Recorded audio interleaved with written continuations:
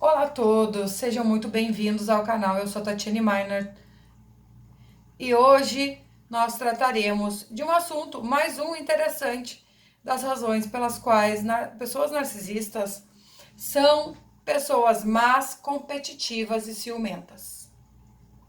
Se tratando de narcisismo patológico, este fenômeno tão confuso dentro dos transtornos de personalidade e tão complexo. E essa complexidade é demonstrada nos dias de hoje por conta de tanta informação e estudo a respeito desse tema. O foco desse vídeo é clarear mais uma faceta desta personalidade que ainda vagueia misteriosa e confusa na mente das pessoas que já conviveram ou convivem com alguém que se comporta dessa maneira, ou com alguém que apresenta um transtorno da personalidade narcisista muito elevado. E essas pessoas que convivem, então, não entendem o motivo pelo qual o narcisista é tão mal, invejoso e competitivo, justamente com as pessoas mais próximas, com as pessoas que o amam. E uma palavra que pode te ajudar a entender um pouco de como o narcisista funciona é a palavra contra-intuitivo. Esta palavra significa o que no dicionário? Contra-intuitivo significa que contraria a intuição. Simplesmente é algo que não tem lógica. É justamente isso que a gente passa com eles. O ponto crucial é que os narcisistas apresentam em sua superfície algo muito diferente do que acontece no seu interior. Existem dentro dessa pessoa dois eus trabalhando dentro da mente do narcisista. O eu real e o eu falso, fraudulento, fantasioso que ele vende para o público. Narcisistas que são considerados patológicos têm um comportamento predatório. Eles classificam as pessoas que o rodeiam. E a rotina do narcisista é gastar o seu tempo lutando contra ameaças potenciais ao seu ego, provando ser superior a todos ao seu redor. E eles realmente, de fato, têm pouca paz de espírito enquanto se movem pela vida.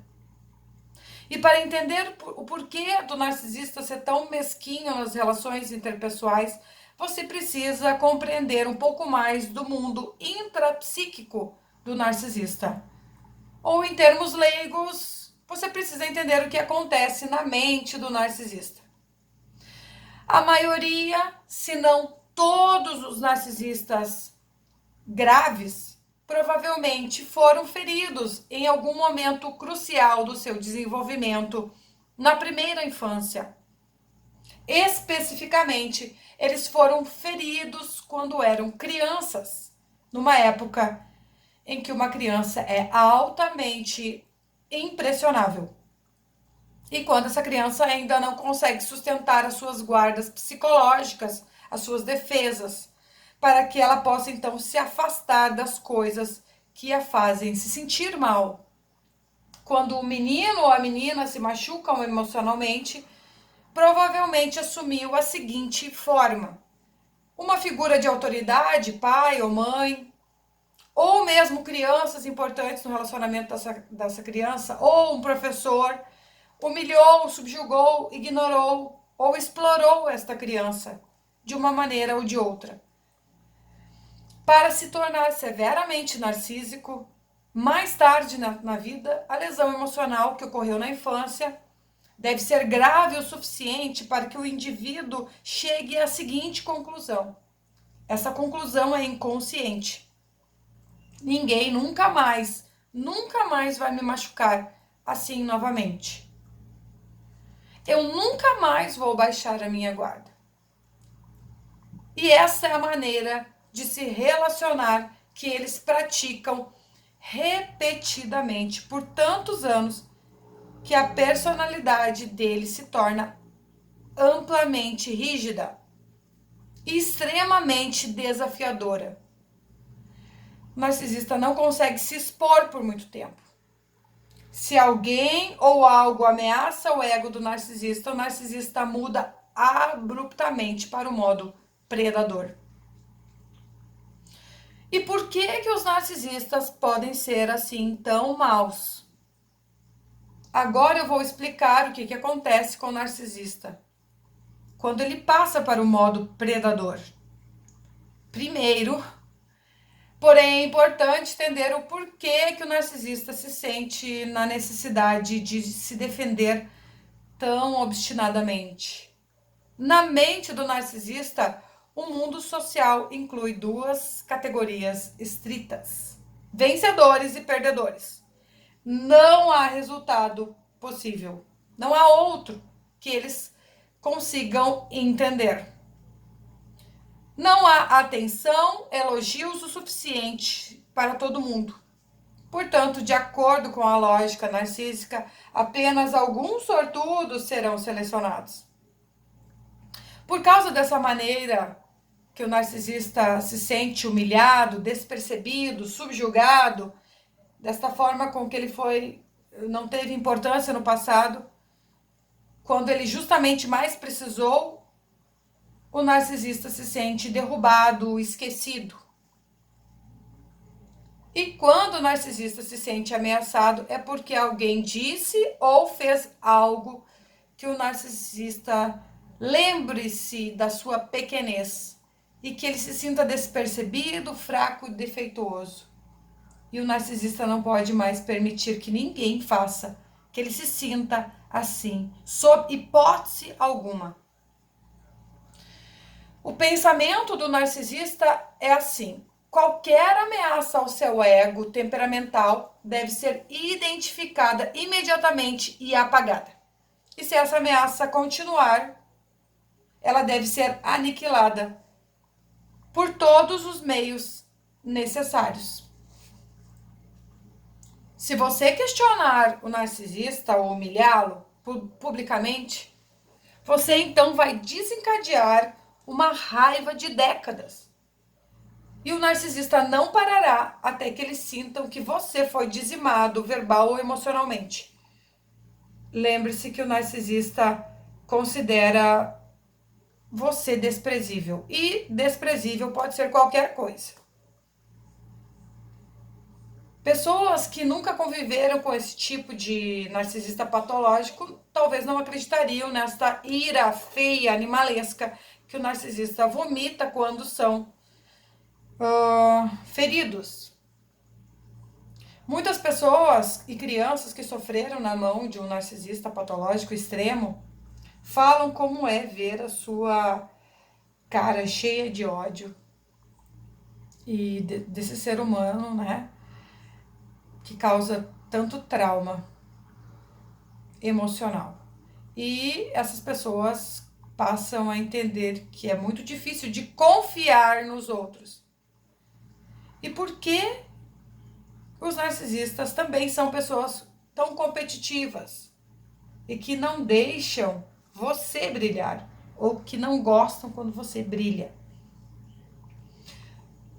Como a ferida emocional do narcisista é envolvida por camadas, assim como uma cebola, né? Eles passaram então por muito tempo despercebidos, subjugados no seu desenvolvimento psicológico. Então essa questão aí de brilhar, de ser notado, é algo peculiar.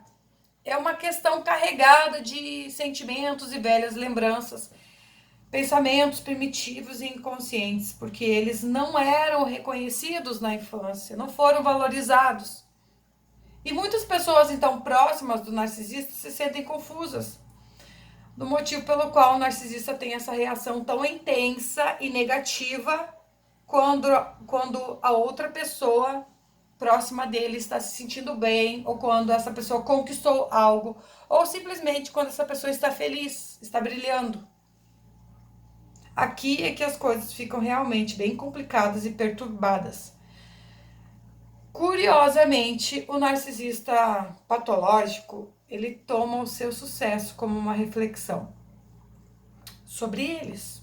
Eles levam para o pessoal, mas não necessariamente da maneira com a qual você está imaginando. A mente do narcisista é um mundo binário. É tudo ou nada, é preto ou branco, é 8 ou 80.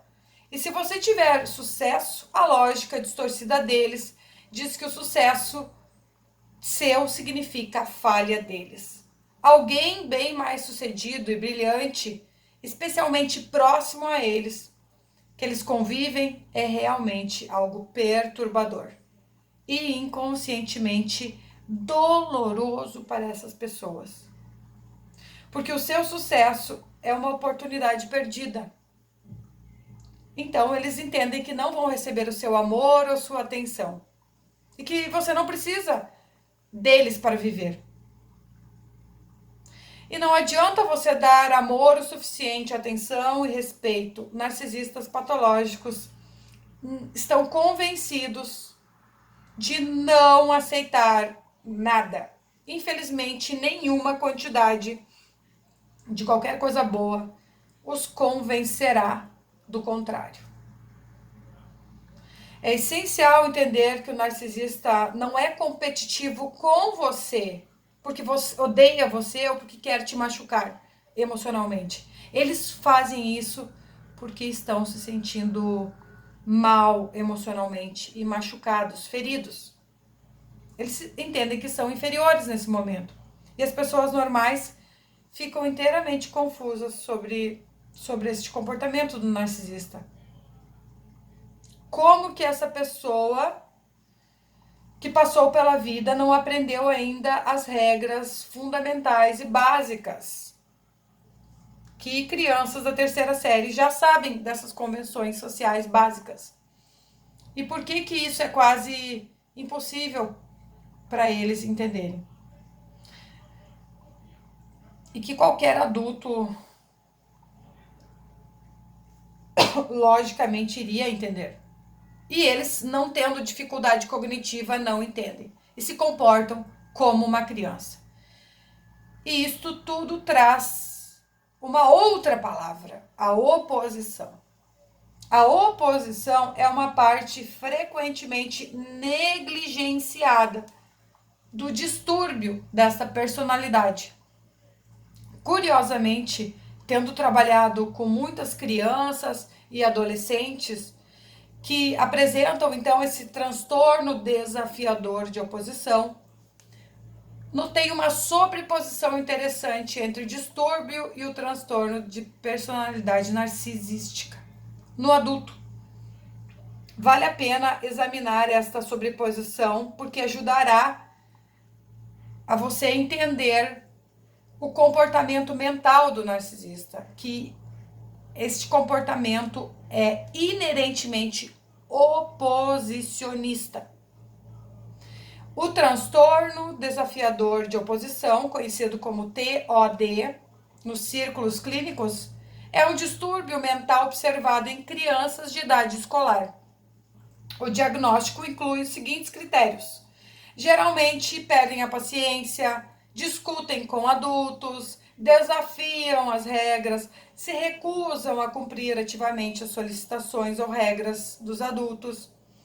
Muitas vezes culpam os outros por seus erros, mau comportamento, está frequentemente zangado, ressentido, é frequentemente rancoroso e vingativo. Se você convive ou está perto de um narcisista, você verá características em comuns com este tipo de crianças. Crianças que têm personalidades oposicionistas e desafiadoras e adultos com personalidades narcísicas são o que são por uma razão. Não existe uma base biológica estrita para essas personalidades difíceis e complexas. Talvez a biologia desempenhe um papel, mas meus muitos anos de experiências com pessoas mostraram algo nas relações emocionais do indivíduo no início da sua vida. Geralmente, esse era o fator contribuinte principal. Abordagens parentais não saudáveis, traumas, etc. A questão, então, da personalidade do narcisista construída de uma maneira altamente defensiva, para que ela se torne resistente, difícil e totalmente anormal num período significativo da sua vida, durante um período crítico do desenvolvimento deste indivíduo, nos seus primeiros anos de vida, ou como muitos chamam de período crítico. Para aqueles que estão próximos do narcisista patológico, você deve entender novamente o que é contraintuitivo. Em outras palavras, como o narcisista age frequentemente com você, especialmente quando o ego ou seu senso de poder está ameaçado. Não tem nada a ver com você. Não leve para o pessoal. Esta é mais uma dica do vídeo de hoje. Eu posso ter um relacionamento com um narcisista patológico? Dada a dinâmica desse relacionamento anormal, a resposta simples e pura é não. Agora, se você não cair nas manipulações do narcisista, você pode então aparentar ter uma relação.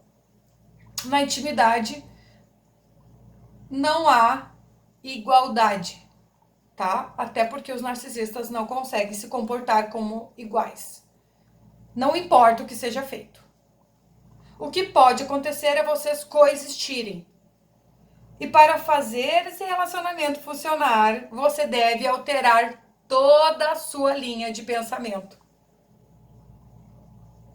Eles têm o poder, eles estão no controle e eles importam mais. Sem adotar essa estrutura distorcida e contraintuitiva, de tempos em tempos, eles acabarão fazendo que você pague o preço pela sua autoestima, pela autoestima que você possui. Então, meus queridos, por isso que é difícil conviver com o narcisista, porque você precisa se anular. E se você não cair nas armadilhas, tudo bem. Você só precisa lembrar que ele é melhor, ele importa mais e ele manda mais. Se você gostou desse vídeo, não esqueça de compartilhar, de se inscrever e de dar o seu like. E se você quer aprender mais, pode se inscrever no meu programa de 8 semanas, que incluem 8 sessões comigo, ou então você pode agendar a sua mentoria. Uma excelente semana a todos. Fiquem com Deus. Tchau, tchau.